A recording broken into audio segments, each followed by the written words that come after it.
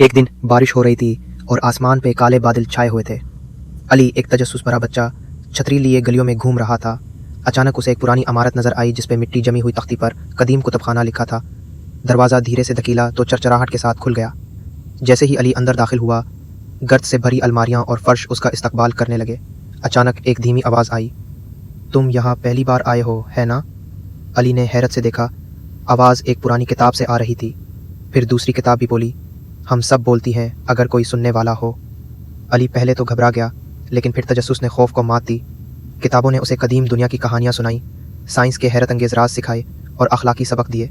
एक किताब ने बताया कि सच बोलने से दिल हल्का होता है। दूसरी ने कहा कि इल्म बांटने से बढ़ता है। वहाँ वक्त का पता ही न चला।